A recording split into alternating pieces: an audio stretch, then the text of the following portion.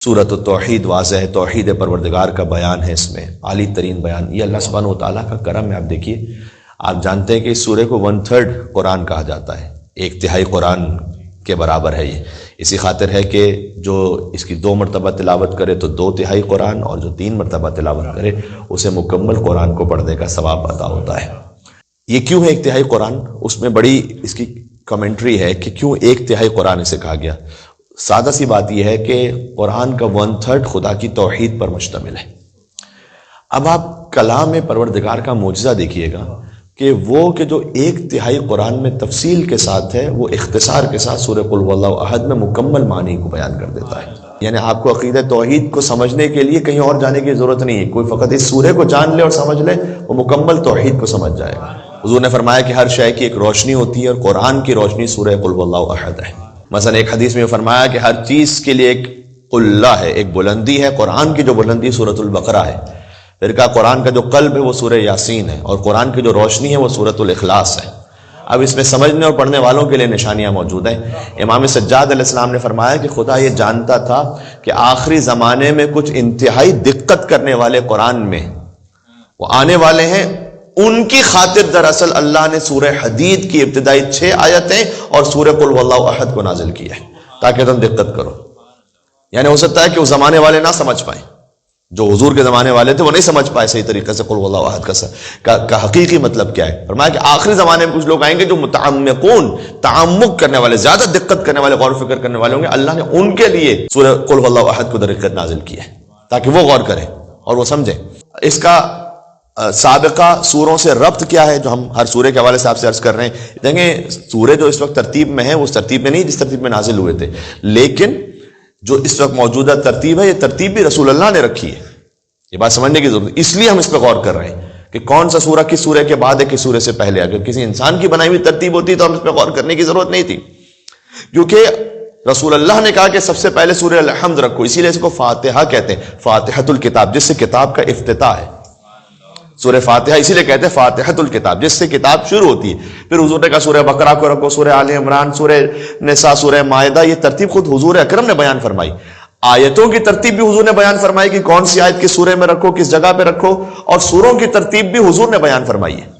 یہ غور طلب بات ہے بہت۔ جو 30 پاروں میں قرآن کو تقسیم کیا گیا یہ بعد کی بات ہے، یہ حضور کے زمانے میں نہیں ہے۔ یہ 30 پاروں میں اس لیے تقسیم کیا گیا کہ ہم 1 مہینے میں قرآن ختم کر لیں، صحیح؟ اس لیے 30 پاروں میں تقسیم کیا گیا کہ ہم 30 برابر کے حصوں میں، تاکہ روزانہ 1 پارہ پڑھیں اور 1 مہینے میں قرآن ختم ہو جائے۔ رکوع بھی جو اس وقت موجود ہیں وہ بعد میں تلاوت کی آسانی کے لیے رکوع الگ بنائے گا، منزل بھی بعد میں بنائے گی۔ منزل حضور کی متعین کردہ نہیں، جو 7 منزلیں ہیں قرآن میں، وہ اس لیے کہ جو اور زیادہ تلاوت کرنے کا شوق رکھتے ہیں وہ 1 ہفتے میں قرآن ختم کر لیں 7 منزلوں میں۔ تو جو انسانوں نے فرض کیجئے ترتیب بنائی یا اس قرآن کے حوالے سے کچھ پڑھنے کے لیے آسانی رکھی، وہ ہم آپ کی آسانی کے لیے ہے، اس پہ اتنا غور نہ بھی کرے تب بھی کوئی حرج نہیں ہے۔ لیکن جو حضور نے ترتیب رکھی ہے، کون سی آیت کہاں رکھی، کون سا لفظ کہاں رکھا، کون سا سورہ کس سے پہلے کس کے بعد، اس پہ غور کرنے کی ضرورت ہے۔ تو سورہ قل هو اللہ احد کا تعلق کیا ہے سابقہ سوروں سے؟ سابقہ سورہ ہے سورہ لہب، کل جس پہ بات ہو چکی ہے، تبت یدا ابی لہب وتب۔ ایک تو خود اس کے ردم کا تعلق ہے، ابھی ہم پہلے ایک سطح کی بات کرتے ہیں پھر اور تھوڑا سا گہرائی میں جاتے ہیں۔ ردم کا کیا تعلق ہے؟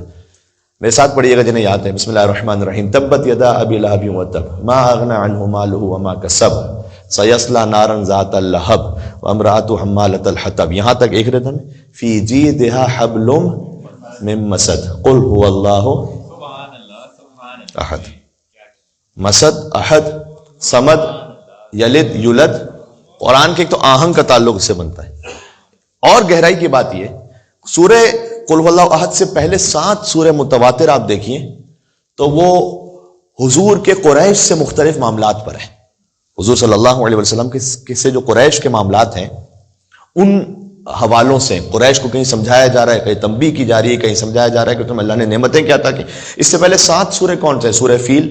اللہ تعالیٰ نے سب سے پہلے تو قریش کو بتلایا کہ دیکھو تم جو خانہ خدا کے متولی ہو، اس پر ابرہہ نے حملہ کیا تھا تو تمہاری تو اوقات نہیں تھی کہ تم ابرہہ کا مقابلہ کر سکتے۔ کس نے ابابیل کو بھیجا تھا اور کس نے تمہاری جانوں کو بچایا تھا؟ اللہ تعالیٰ نے قریش پر یہ احسان جتلایا ہے۔ اور یہ سورہ فیل اور سورہ قریش ساتھ ساتھ ہیں۔ اگر آپ نماز میں سے پڑھیں گے تو سورہ فیل کے ساتھ سورہ قریش کو بھی پڑھنا واجب ہے، ورنہ وہ نماز مکمل نہیں جو سورہ فاتحہ کے بعد ایک سورہ پڑھنا ہے. تو یہ ساتھ ساتھ ہے. پہلے اللہ نے سورہ فیل میں انہیں بتلایا کہ دیکھو خانہ خدا کی حفاظت کس نے کی، تم تباہ و برباد ہو جاتے. اب رہا آتا تو خانہ خدا کو تھوڑی ختم کرتا، تمہیں بھی ختم کر دیتا. وہ اللہ سبحانہ و تعالیٰ نے ابابیل کو بھیج کر اس طریقے سے اس ابراہ کو جیسے کھایا ہوا بھوس ختم کر دیا، اسے نیست و نابود کر دیا. یہ وہی سال تھا جس میں سرکار ختم مرتبت کی آمد ہوئی ہے دنیا میں. نبی کی آمد کے صدقے میں یہ تو میں کہہ رہا ہوں، اس کا اگر پورا مفہوم آپ سمجھانا چاہیں تو. ورنہ یہ کہ بہرحال اللہ تعالیٰ نے سورہ فیل میں یہ احسان بتلایا قریش کو. پھر کہا کہ دیکھو تم قریش وہ ہو کہ جو سردی اور گرمی میں سفر کرتے ہو. اس پہ بات ہو چکی ہے ہماری کہ تمہارے کاروان کو کوئی نقصان نہیں پہنچاتا، تم امنیت کے ساتھ سفر کرتے ہو، اس لیے کہ باقی لوگ بھی بعد میں حج کے سیزن میں مکہ آتے ہیں تو انہیں ڈر ہوتا ہے کہ اگر ہم نے قریش کے کاروان کو کچھ کیا تو جب ہم مکہ پہنچیں گے تو پھر ہماری تجارت نہیں ہو سکے گی. تو یہ تم پر جو احسان ہے کس کی وجہ سے؟ وجود خانہ خدا کی وجہ سے. فَلْيَعْبُدْ رَبَّ هَٰذَا الْبَيْتِ، تو اسی رب کی عبادت کرو جو اس بیت کا رب ہے، اسی کی تو عبادت کرو جس نے اطعمہم من جوع وآمنہم من خوف، تمہیں بھوک میں کھانا بھی کھلایا ہے، تمہیں خوف میں امن بھی دیا اس رب نے، اس کی عبادت کرو. تو پہلے ہے سورہ فیل، پھر ہے سورہ قریش، پھر ہے سورہ ماعون جس میں پھر قریش کی ان حرکتوں کا بیان ہے کہ تم یتیموں، جب اللہ تعالیٰ نے تم پر اتنا احسان کیا پھر بھی تم یتیموں کو دھکے دیتے ہو، پھر تم مسکین کو کھانا کھلانے کی ترغیب نہیں دیتے، اگر عبادت بھی کرتے ہو تو ریاکاری کرتے ہو، اس میں غفلت کرتے ہو. سورہ ماعون آیا. پھر آیا سورہ کوثر کہ جس میں قریش ہی رسول اللہ کو یہ طعنہ دیتے تھے کہ یہ ابتر ہے. اس میں ابو لہب سب سے آگے تھا، عاص بن وائل آگے تھا. جب حضور کے بیٹے کی وفات ہو گئی تو ابو لہب حضور کے گھر کے باہر آ کے ناچ رہا تھا، تالیاں بجا رہا تھا.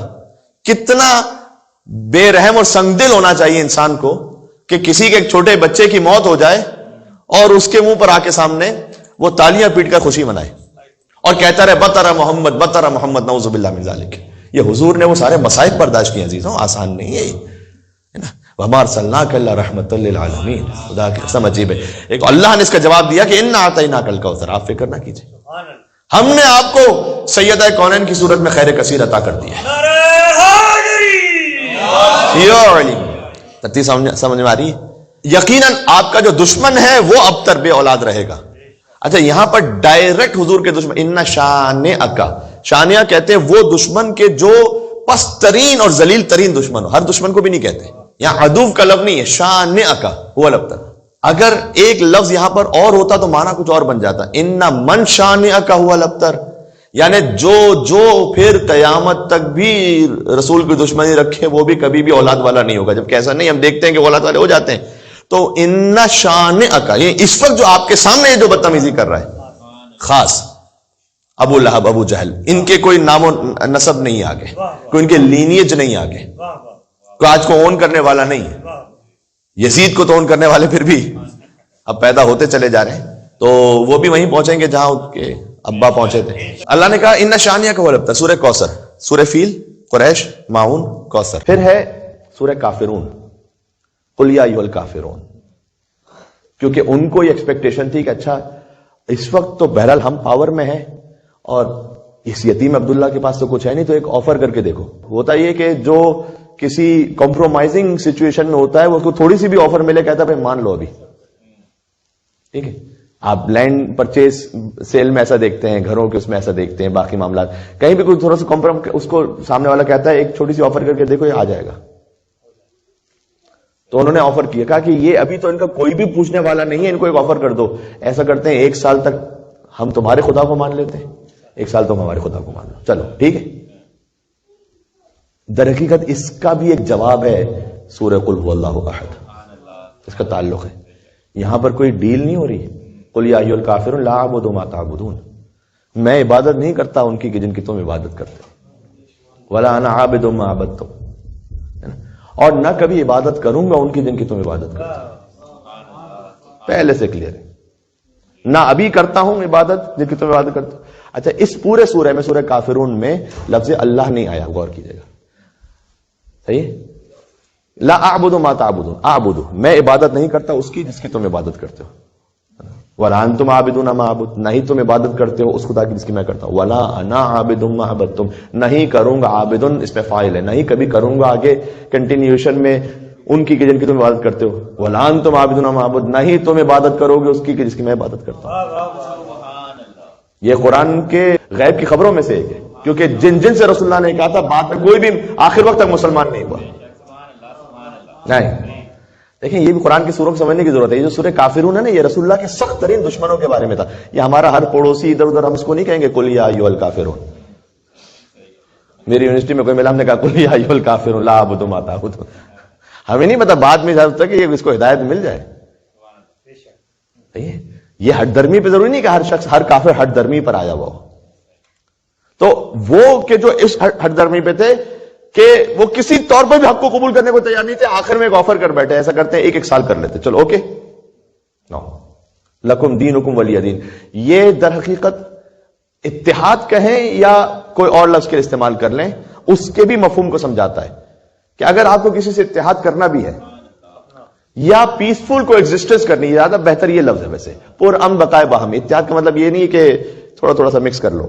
اس کو تو بالکل آؤٹریجلی جو ہے نا قرآن نے منع کر دیا کہ یہ تو دس از ناٹ پاسبل. اب میں عبادت نہیں کرتا ان بتوں کی جن کی تم کرتے ہو، تم اس خدا کی عبادت نہیں کرتے جس کی میں کرتا ہوں، نہ کبھی کروں گا ان بتوں کی عبادت جس کی تم کرتے ہو، نہ اس خدا کی بات کرو گے جس کی. تو کیا کریں؟ لڑیں ماریں ایک دوسرے کو، قتل کریں؟ نہیں. لکم دینکم، تمہارے لیے تمہارا دین میرے لیے. یہ ہے مطلب. اللہم صلی علی محمد و علی محمد. صحیح. لکم دینکم ولی دین.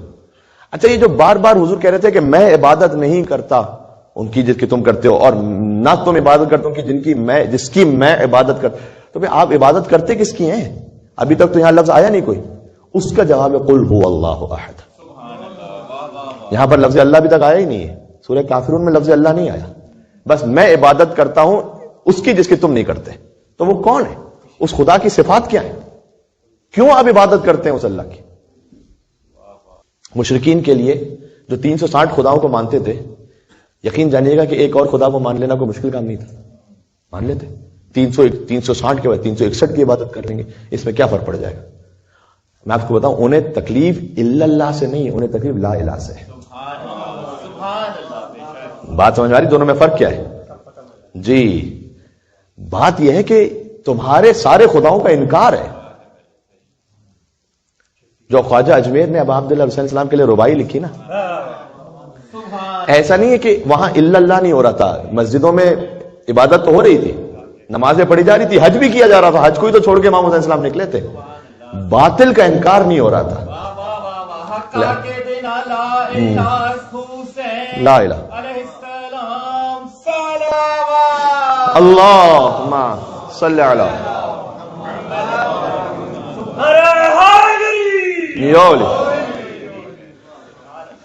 تو بعض نے یہ بھی لکھا کہ چونکہ ربائی کے اعتبار سے وہ وزن پورا کلمے میں آ نہیں رہا تھا، لہٰذا حقا کے بنا لا الہ ادھورا انہوں نے کلمہ لکھا. لیکن بہرحال کئی علماء نے کہا جیسے ربائی کے 108 اوزان ہے، اب کیا گفتگو کی جائے کہ کون کون سے اوزان ہیں ربائی کے، لیکن بہرحال آ بھی سکتا تھا کلمے میں، کلمہ پورا آ سکتا تھا کسی نہ کسی وزن میں. انہوں نے لا الہ پر توجہ دی کہ جو لا الہ کی بنیاد ہے وہ حسین ہے. ہر جھوٹے باطل خدا کا انکار کرو. اچھا لا صنم الا اللہ بھی نہیں ہے، خالی کوئی بت نہیں، بس اللہ عبادت نہ. اگر صنم کا لفظ ہوتا تو پھر اقتدار، شہرت کا خدا، دولت کا خدا، طاقت کا خدا، اس کی کوئی ذکر نہیں ہوتا. لا الہ کوئی نہیں ہے خدا، کوئی جھکنے کے قابل نہیں ہے الا اللہ. تو سورہ کافرون میں یہ طے کر لیا گیا کہ نہیں، یہ نہیں ہوگا کہ ہم آپس میں دوسرے ساتھ بانٹ لیں گے.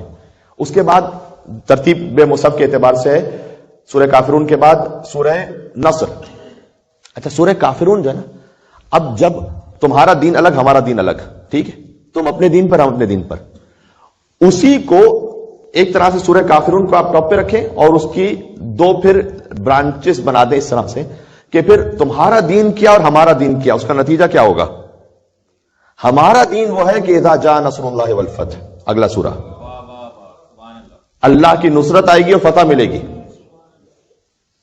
وَرَأَيْتَ النَّاسَ يَدْخُلُونَ فِي دِينِ اللَّهِ أَفْوَاجًا، اور تم دیکھو گے کہ لوگ گروہ در گروہ دین میں داخل ہوں گے. یہ ہے دین خدا کی شان. لَكُمْ دِينُكُمْ وَلِيَ دِين، اس کا اگلے دو سوروں میں تعارف ہو رہا تھا. اذا جاء نصر اللہ والفتح، یہ رسول اللہ کا دین ہے. تمہارا دین کون سا ہے؟ تبت یدا ابی لہب وتب. سورہ مسد نیکسٹ سورہ ہے. بات واضح ہو گئی؟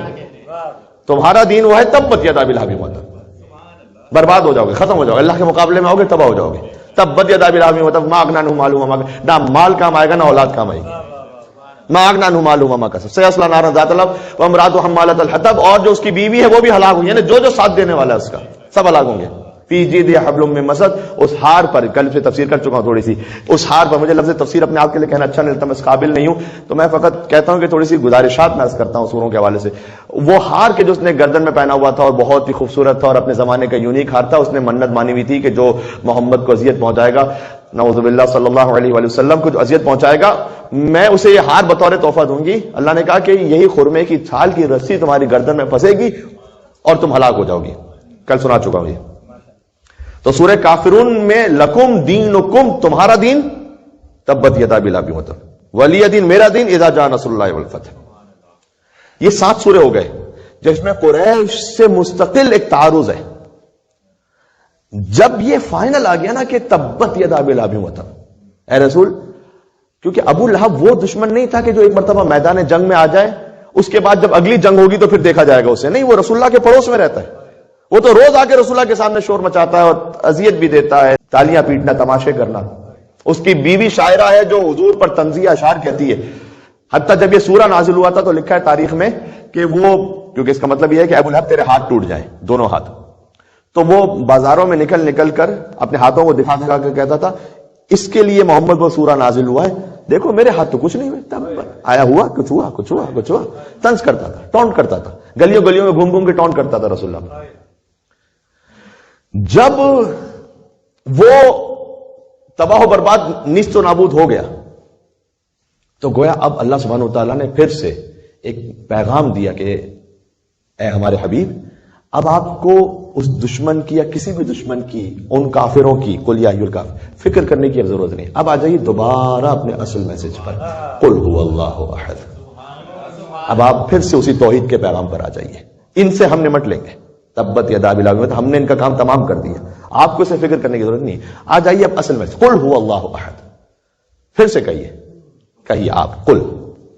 اللہ تعالیٰ اپنی خالص توحید کو مصطفیٰ کے بغیر نہیں پہنچاتا.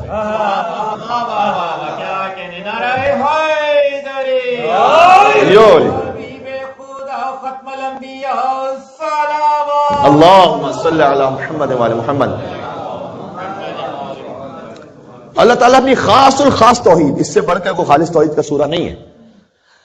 اللہ تعالیٰ اپنی توحید میں کہتا ہے قل، آپ کہیے. یہ کون سے بڑے توحید کے چیمپئن بنے ہوئے ہیں جو کہتے ہیں کہ ہم ڈائریکٹ اللہ تک پہنچیں گے، ہم مصطفیٰ کے ڈائریکٹ اللہ تک، کوئی وسیلے کی ضرورت نہیں، ڈائریکٹ اللہ تک پہنچیں گے. اللہ نہیں پہنچاتا اپنی توحید بغیر وسیلے کے، بغیر مصطفیٰ کے وسیلے کے. صحیح؟ یہ نہیں کہ اللہ نے کہ هو اللہ احد، قل هو اللہ احد.